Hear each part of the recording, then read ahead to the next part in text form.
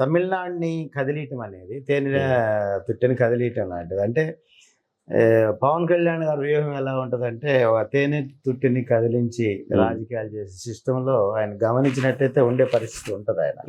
అంటే రాష్ట్రం మొత్తం ప్రభావితమైన అంశాన్ని తడతా ఉంటాడు ఆయన. ఇప్పుడు వైసీపీని ఢీకొనే సందర్భం కానీ, లేదా గతంలో తెలుగుదేశం మీద విమర్శలు చేసిన సందర్భం కానీ, లేదా గతంలో బీజేపీ మీద విమర్శలు చేసి పాచిపోయిన లడ్డూలు అనే సందర్భం కానీ, ఏదన్నా కానీ తీవ్రమైన పరిస్థితి అనేది ఆయన ఒక దాడి కొనసాగించిన తర్వాత ఉండే పరిస్థితే ఉంటుంది. కాబట్టి వ్యూహం ప్రకారమే తమిళనాడుని టచ్ చేశాడా? చాలా స్పష్టంగా, చాలా స్పష్టంగా ఒక వ్యూహాత్మకంగానే తమిళనాడు టచ్ చేశాడు. నాట్ ఓన్లీ ఇదొక్కటే కాదు, అసలు మొన్న జరిగిన యాత్ర కూడా అది వ్యూహాత్మకమే నేను అనుకుంటున్నాను. మొన్న ఏదైతే ఆధ్యాత్మిక యాత్ర జరిగిందో, ఆ ఆధ్యాత్మిక యాత్రలో కూడా తమిళనాడులో టెంపుల్స్ సందర్శించడం దగ్గర నుంచి, అఫ్ కోర్స్ ఆయనకు ఆ భక్తి ఉన్నది, ఆయనకు ఆధ్యాత్మికంగా అక్కడ మొక్కులు ఉన్నాయి, తీర్చుకోవాలి. కానీ అది ఆయనకి ఇట్లా రాజకీయంగా కూడా ఉపయోగపడింది. తమిళనాడులో తంత్రి అనే ఒక ఛానల్ చేసిన ఇంటర్వ్యూ తర్వాత 10 లక్షల మంది వ్యూస్ వచ్చినాయి ఆ ఛానల్ ఇంటర్వ్యూకి. అంటే ఆ ఛానల్లో ఒకసారి వ్యూవర్షిప్ చూసిన తర్వాత కింద మనం కామెంట్లు చదివితే పవన్ కళ్యాణ్కి గొప్ప అప్లాజ్ వచ్చింది. పవన్ కళ్యాణ్ సినిమాలు మేము చూడలేదు, కానీ పవన్ కళ్యాణ్కి రాజకీయంగా అభిమానులం అయిపోయాం అనేది వచ్చింది. అది చాలా సందర్భాల్లో నేను చెప్పాను కూడా వేరే మాధ్యమాల ద్వారా. అంటే పవన్ కళ్యాణ్ గారికి ఒక పొలిటికల్ ఫ్యాన్ బేస్ ఏర్పడుతోంది. అంటే పొలిటికల్ అనే ఎట్లా తమిళనాడు సంబంధించిన దాంట్లో హిందూ నాన్ హిందూ, అక్కడ సనాతన ధర్మం, సనాతన ధర్మాన్ని వ్యతిరేకించే వర్గాలు, హిందూవాదం, లేదా మైనారిటీ సంబంధించిన ముస్లిమ్స్ కానీ, లేదా క్రిస్టియన్స్ కానీ, లేదా నాస్తిక వర్గాలు కానీ విభేదించే పరిస్థితి. ఆయన రేషియో, జనాభా దామాషా రేషియోని చూసుకుంటున్నాడేమో అనుకుంటున్నాం. ఎందుకంటే అది కూడా రాజకీయాల్లో వ్యూహం కావచ్చా? ఎందుకంటే మొత్తంగా 100%లో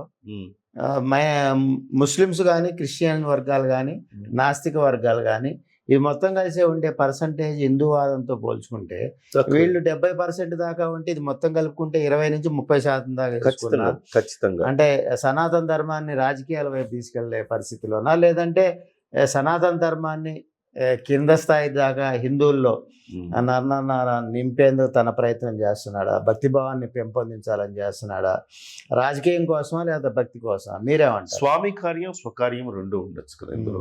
నేనేమంటానంటే, ఇప్పటి వరకు అనేక మంది నాయకులు మనం చూసాం, నాయకుల్ని చూసాము, మేధావుల్ని చూసాము. మేధావి వర్గం కూడా ఎట్లా ఉంటుందంటే, నేను ఉమెన్స్ పట్ల, ఆడవాళ్ల పట్ల ఒక ఉదార స్వభావాన్ని చూపిస్తే, అబ్బో ఈయన స్త్రీ పక్షపాతి.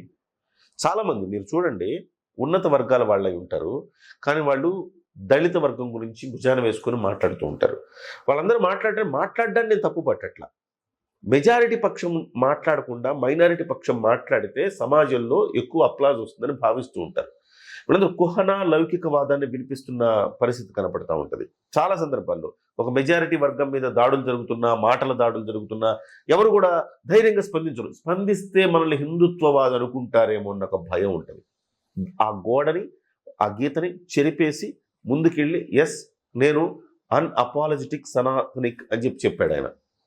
సో ఆయన ఒక ఎజెండా పెట్టుకున్నాడు, డెఫినెట్గా సనాతన ధర్మాన్ని ముందుకు తీసుకెళ్ళాలి. అది స్వామి కార్యం కావచ్చు, అదేవిధంగా స్వకార్యం రాజకీయాలు కూడా కావచ్చు.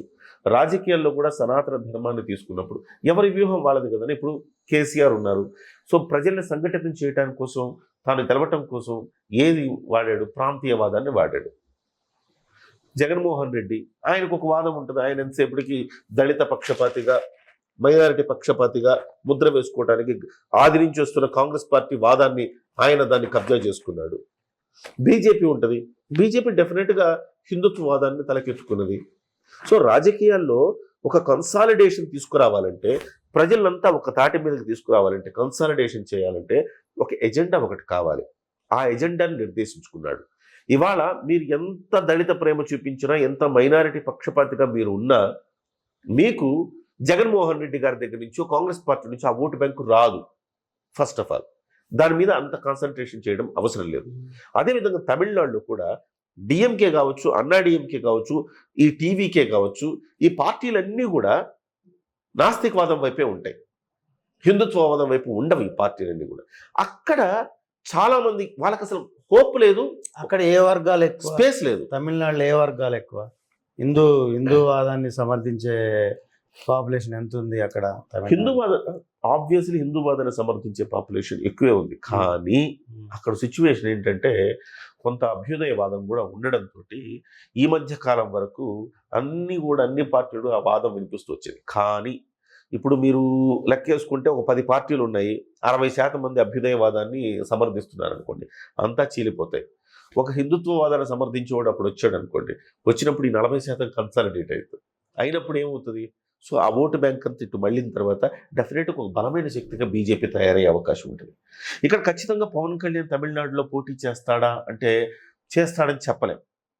ఎందుకంటే ఏదో 1-2 తెలుగు వాళ్ళు ఎక్కువ ముందున్న చోట ఏమైనా పోటీ చేయొచ్చాం బీజేపీ అలయన్స్లో. కానీ సో బీజేపీని గెలిపించడమే అక్కడ ప్రధానమైన ఎజెండాగా పెట్టుకున్నారేమో నాకు అనిపిస్తోంది.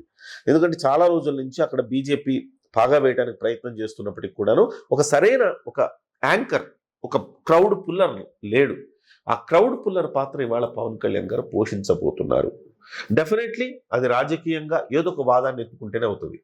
ఇవాళ అందరూ ఒకవైపు ఉన్నారు, అదే వైపు నువ్వు కూడా వెళ్ళిపోతే నీకు అక్కడ స్పేస్ ఉండదు. సో ఆ స్పేస్ని ఇటువైపు తెచ్చుకున్నాడు ఆయన.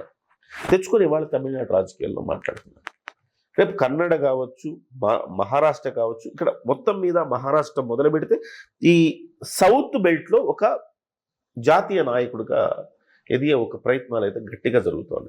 బీజేపీ నుంచి కూడా అదే రకమైన సూచనలు ప్రతి సందర్భంలో నరేంద్ర మోదీ పవన్ కళ్యాణ్ గురించి మాట్లాడడం అనేది జాతీయ స్థాయిలో ఆకర్షిస్తూ ఉంది. అంటే సౌత్ ఇండియాకే పరిమితం అవుతాడా, జాతీయ స్థాయిలో ఉంటాడా? జాతీయ స్థాయిలో అవ్వాలంటే ముందు సౌత్ ఇండియాకి అయితే ఎమర్జీ అవ్వాలి కదన్న. ఇప్పుడు వెంకయ్య నాయుడు గారు ఉన్నారు, ఆయన మొదట సౌత్ ఇండియాలోనే ఆయన కాస్త ప్రముఖంగా ఉన్నారు. ఆ తర్వాత జాతీయ స్థాయిలోకి వెళ్ళారు. ముందు మనం ఇంట గెలిచి రచ్చ గెలవాలి. ముందు సౌత్ ఇండియా ఎజెండా కావాలి బీజేపీకి. బహుశా ఎన్డీఏలో ఆయన కూడా ఒక భాగం కాబట్టి ఎన్డీఏ ఎజెండాను ఆయన అమలు పరుస్తున్నాడు అనుకోవాలి.